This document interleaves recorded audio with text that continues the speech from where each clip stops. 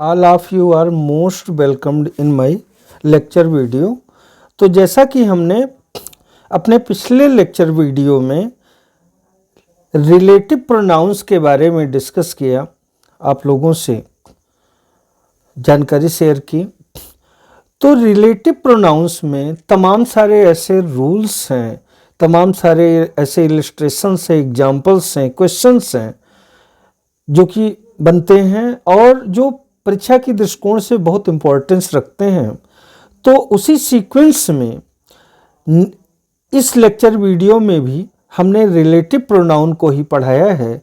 ये टॉपिक थोड़ा सा कॉम्परेटिव व्यू से ज़्यादा इम्पोर्टेंट बैठता है। तो आगे हम नेक्स्ट रूल की चर्चा करते हैं।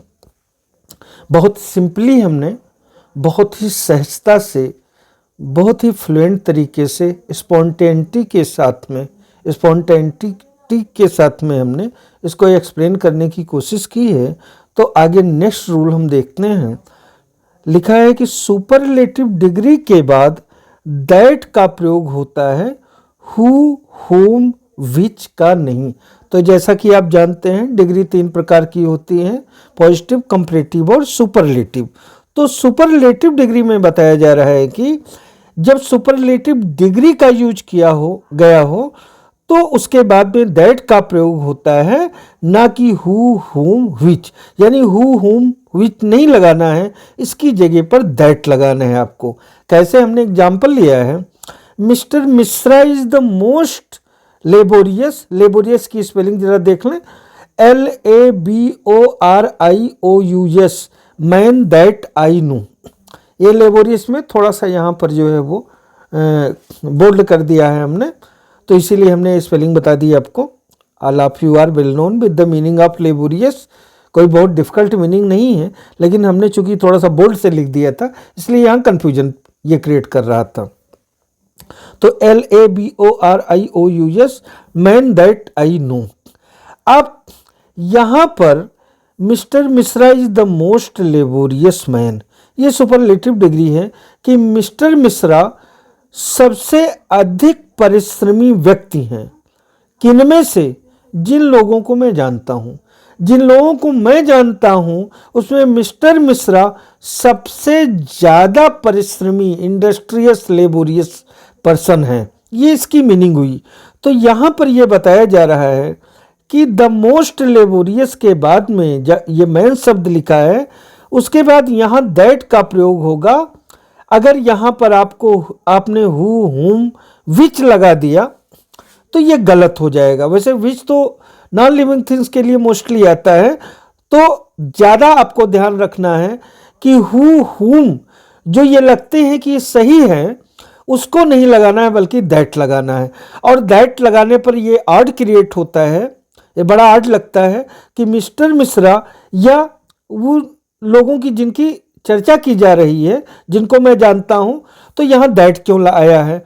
तो दैट ही आएगा, स्वाभाविक रूप से आएगा। अब यहाँ पर अगर आपने विच कर दिया, जैसे या हुम कर दिया या हु कर दिया, तो गलत हो जाएगा। जैसे mister Mishra is the most laborious man who I know या हुम आई नो, तो ये गलत हो जाएगा। इसकी वजह है, जैसे इसके जो सेंटेंस करेक्ट हमने लिखा है, इसकी अगर आप मीनिंग को देखें तो इसका अर्थ ये है कि जिन लोगों को मैं जानता हूं, जिनको मैं जानता हूं, उनमें से मिस्टर मिश्रा सबसे ज़्यादा परिश्रमी व्यक्ति हैं।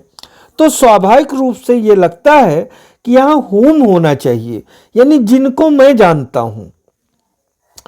तो आप हमेशा याद रखें, बिल्कुल इसमें कोई दुविधा में ना रहें कि यहाँ हु या हुम का प्रयोग नहीं होगा, रूल के अकॉर्डिंग दैट का प्रयोग होगा। जो हमें महसूस होता है वो गलत है, जो ग्रामेटिकल रूल के अकॉर्डिंग है यहाँ दैट हमें यूज करना है।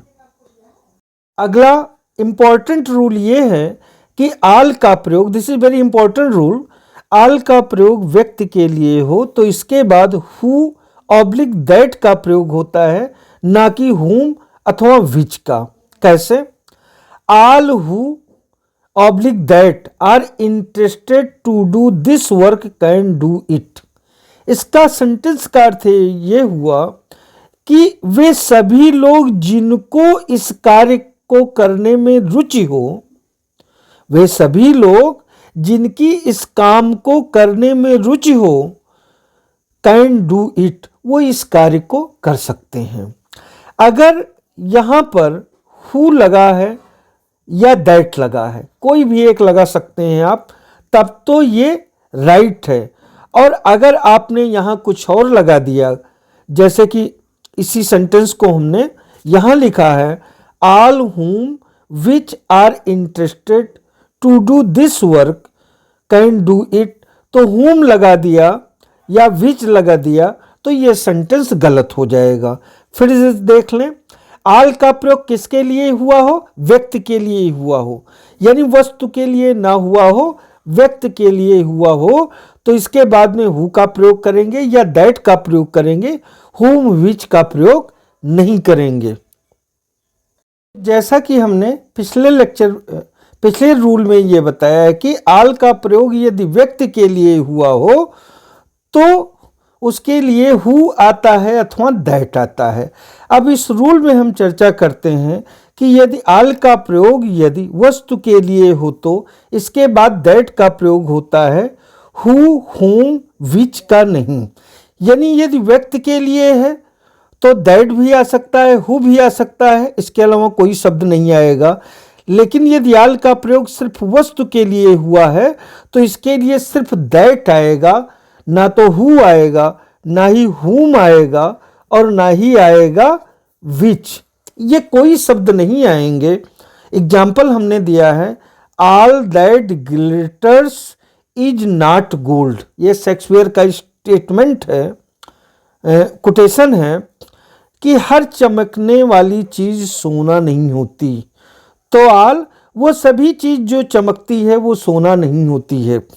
तो यहां पर अगर आपने लिख दिया all which glitters is not gold और विच लगा दिया या दैट के बजाय हु लगा दिया या हुम लगा दिया तो सेंटेंस गलत हो जाएगा।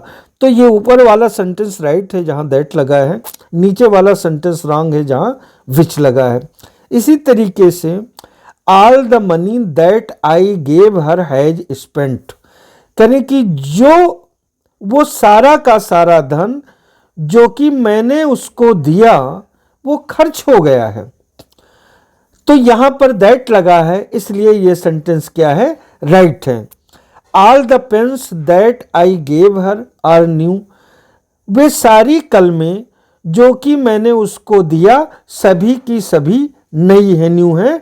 तो यहां भी दैट लगा है, इसलिए ये सेंटेंस भी राइट है। अगर दोनों सेंटेंसों में, इन दोनों में दैट के अलावा विच या कोई और मिलता जुलता शब्द होता तो ये भी गलत होता।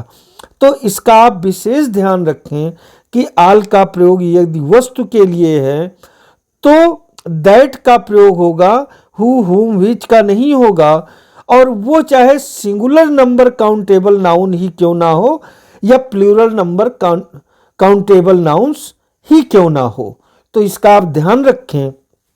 एक बार फिर से लास्ट में माई हम्बल रिक्वेस्ट, यदि आप लेक्चर वीडियो से हमारे प्रयास से, हमारे परिश्रम से आप सेटिस्फाई महसूस होते हैं तो हमें इनकरेज करने के लिए इस वीडियो को आप शेयर करें, सब्सक्राइब करें, लाइक करें और हमें सपोर्ट करें।